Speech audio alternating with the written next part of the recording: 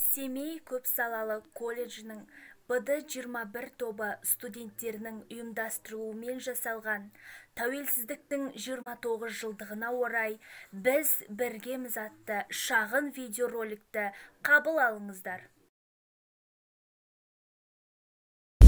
Қиын қилы заманда не болмаған байтақ даламда, тарихтағы талай боранда мың жанып мың өшкенбіз. Қашан от пен суға түспедік, бақыт үшін бәрін істедік, бірлігіміз бойға күш бер.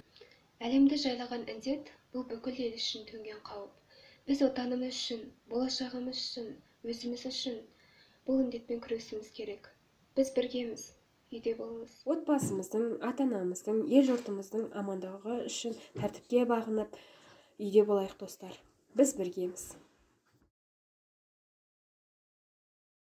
Қазағым, қалың елім, қарашығым, рухты елім, ешкім жетпес дара шының. Келген менен бұл ауру біздің жайға, сабыр сақта, қорықпа елім, жұртым. Біз жеңеміз бұл дертті Алла бізбен, тек сабырлық сұрарым сізбен бізден. Текті елдің ұрпағы сізге сынақ, бабаларым аштықтың өзін жеңген. Еңсеңді еш түсірме қандас бауырым, қамданайық дертке қарсы қару қамын. Жақсы нәрсе ойласақ болары хақ, жұмылып жұдырықтай барша қауым. Коронавирус жолама, жасқа кәрі балаға, бір Аллам өзің сақтай көр, баршаны алып панаңа.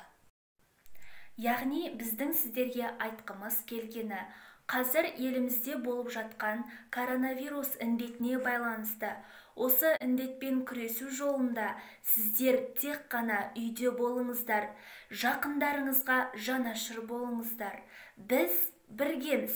Назарларыңызға рахмет. Бәрімізде біргеміз, әлі бізде алар асу көп, бәрімізде бірге.